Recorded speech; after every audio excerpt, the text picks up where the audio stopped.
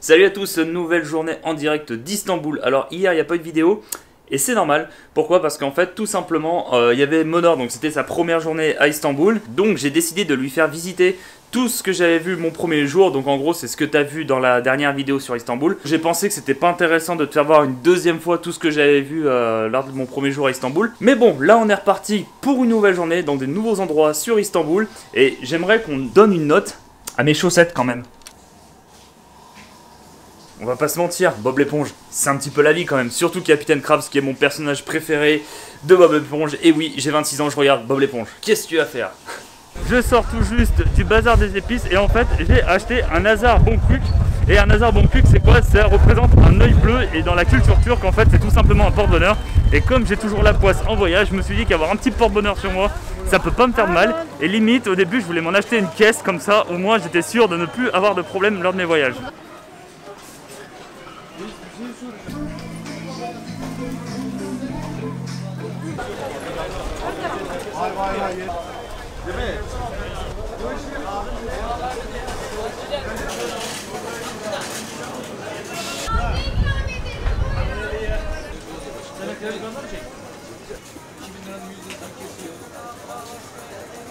Autre petite chose aussi à savoir sur la ville d'Istanbul, c'est qu'en fait c'est loin, mais très loin d'être une ville super plate. En fait on a souvent des grosses montées comme ça. Mais bon, ça fait travailler le cardio, ça fait travailler le cuisseau.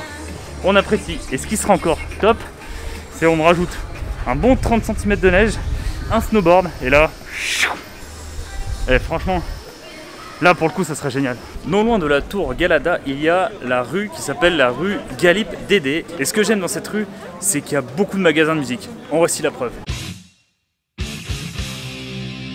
Donc là nous sommes dans l'avenue Istiklal et je sais pas pourquoi, mais ça me fait vachement penser à Bellecour, à Lyon, avec tous ces immeubles et les grandes avenues comme ça, avec toutes les dalles. Donc voilà, je sais pas pourquoi, ça me fait penser un petit peu à Bellecour. Voilà, dédicace aux Lyonnais, accessoirement. Et là on vient de voir une Twizy de la gendarmerie turque.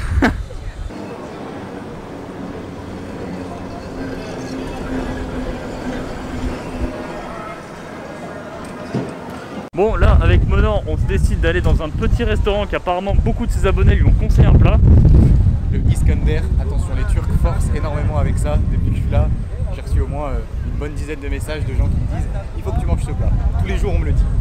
Donc on va écouter ça. Le fameux plat, le Iskander et non pas Islander, parce que depuis le début je l'appelle Islander qui est une compagnie aérienne islandaise qui n'a strictement rien à voir avec la Turquie. On va enfin pouvoir goûter ce magnifique plat. Donc c'est un plat, donc moi il y a du bœuf, il y a de la viande de kebab, il y a du yaourt. Et j'ai pris du riz aussi à côté parce qu'on est quand même pas trop loin de l'Asie. Donc voilà, un petit peu de riz ça fait du bien aussi. La disqueuse aussi elle fait du bien. Allez c'est parti, mangeons mes amis, mangeons. Bon appétit.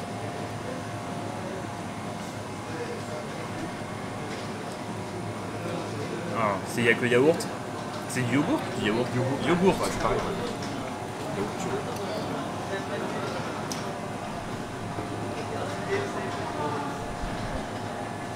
C'est super bon. Mais je pense qu'au long terme c'est super lourd. Ouais, mais c'est bon. Mais c'est super bon, ouais. C'est du pain, ouais, c'est bien du pain. Ouais. Du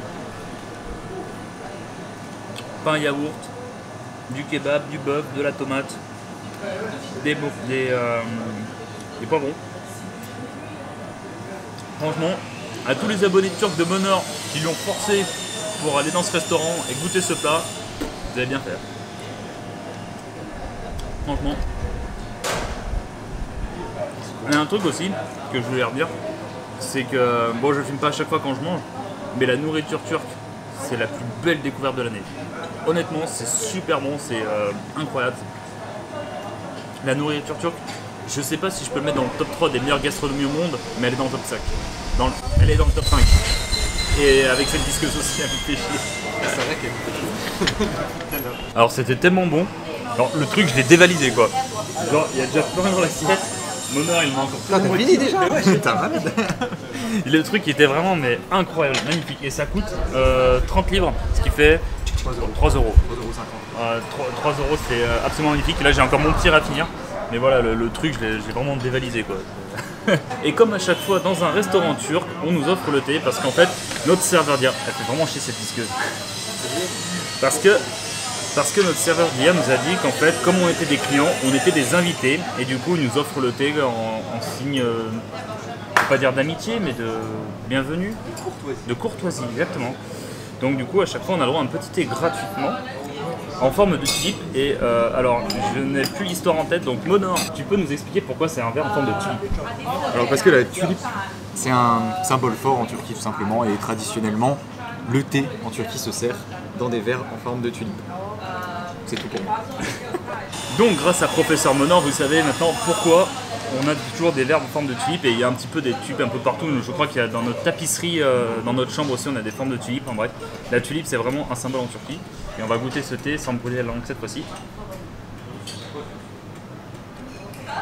Il a rien à voir avec celui d'hier. Mais il a quasiment le même goût que celui qu'on a dans la chambre. On voit ça a une sorte de thé noir. Ouais. Hier on avait un goût un petit peu citron pêche. Là on a un petit thé noir qui est super bon.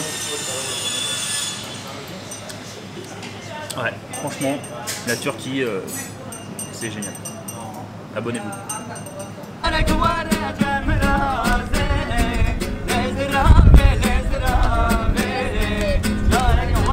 Bon, je suis désolé, à partir de maintenant, il va y avoir beaucoup de vent, donc le son risque de pas être terrible. Là, tout simplement, c'est qu'on va prendre un bateau. Bosphorus, Captain Hashim, Istanbul, Eminönü. Welcome to Istanbul. I am here every day. 25 years. Eminönü, Galata Bridge. Captain Hashim Gül. Donc je disais qu'on allait prendre le bateau pour partir en direction de l'Asie, parce que oui, la Turquie, il y a une partie en Europe et une partie en Asie.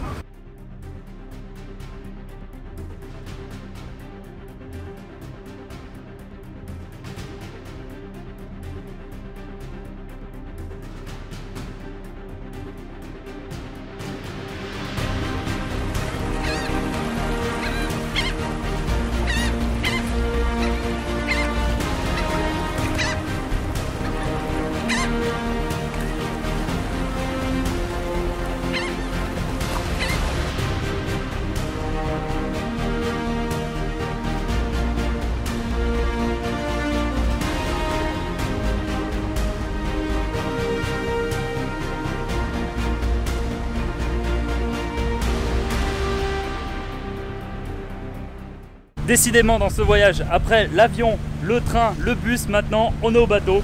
Et d'ailleurs en parlant de bateau, je tiens à lâcher ma meilleure dédicace à Kepengo, un Québécois, le représentant du Québec. Parce que la dernière fois que j'ai pris le bateau avec lui, c'était à Québec. Donc voilà, Kepengo, big up à toi. Et maintenant on part en direction de l'Asie. Bye bye l'Europe.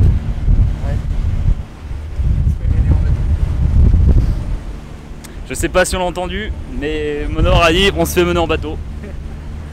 J'adore l'humour. Abonnez-vous à sa chaîne, il est rigolo. Et voilà, l'Asie si proche, après quasiment 3 ans d'absence, je suis de retour en Asie. À partir de maintenant, il va falloir m'appeler Blondin en Asie. Je sais pas toi, mais depuis qu'on est en Asie, eh ben, je vois pas de différence. J'ai bien l'impression que, bizarrement, c'est exactement pareil. Alors déjà, ma première impression sur Kadıköy, comparé à tout ce qu'on a vu d'Istanbul, c'est que c'est carrément plus calme. Honnêtement, j'ai l'impression qu'il y a beaucoup moins de touristes. Après, est-ce que c'est une coïncidence? Je ne sais pas, parce que je viens de découvrir, mais c'est beaucoup plus calme et voilà quoi. Ce que j'avais vu sur internet, c'était écrit que c'était un endroit beaucoup moins touristique que l'autre partie de la ville, et du coup beaucoup plus calme et plus artistique. Donc voilà, donc pour l'instant c'est très plaisant. La partie de la ville d'Istanbul, en fait, elle est vraiment très très connue pour son art et surtout pour son street art, et je vais te faire voir ça maintenant.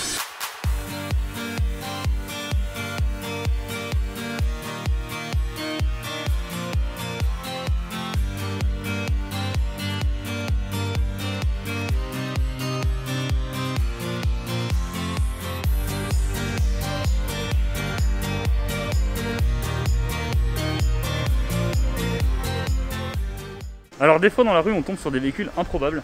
Là je te présente pour une première mondiale un scooter avec un devant de Harley Davidson. Un custom scooter, voilà, c'est la première fois que j'en vois un et bon c'est toujours agréable à voir, et ça c'est encore plus agréable à voir ça.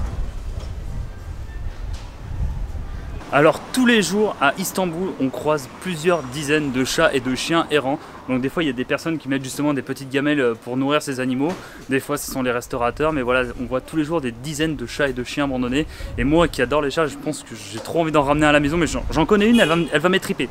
Si je commence à ramener un chat, regardez, il y en a encore un autre là. Mais bon, voilà, c'était la petite chose encore sur Istanbul.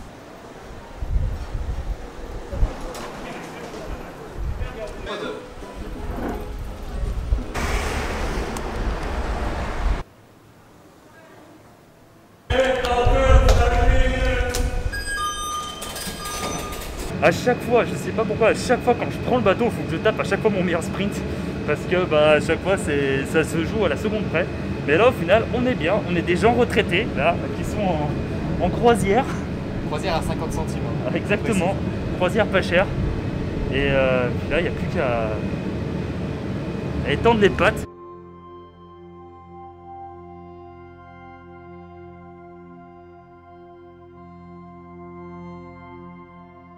Comment dire, journée quasiment terminée, le programme était très chargé, on est très en retard.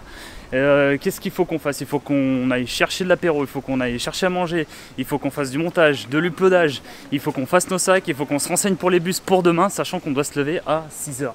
Et qu'on parte à 6h. Qu'on parte à 6h. Il est 19h. Autant on boive l'apéro. Exact. Aller le chercher, c'est bien beau, mais on va pas le regarder. Ah, je pense qu'en 10 secondes, l'apéro sera plié. Donc voilà, la nuit va être très courte. Après une journée très chargée. Et demain, on prend l'avion. Donc je ne dis pas encore où, parce que sinon c'est plus drôle. Mais voilà, on prend un avion demain pour toujours rester en Turquie, bien évidemment. J'espère que cette vidéo t'a plu. N'hésite pas à mettre un commentaire, un like, de la partager. Abonne-toi, on est bientôt 1000. Hein. Je me suis quasiment pris 100 abonnés en une semaine, un peu grâce à toi, un peu en grosse partie. Donc voilà, n'hésite pas à t'abonner. Et on se donne rendez-vous demain pour une nouvelle vidéo. Salut!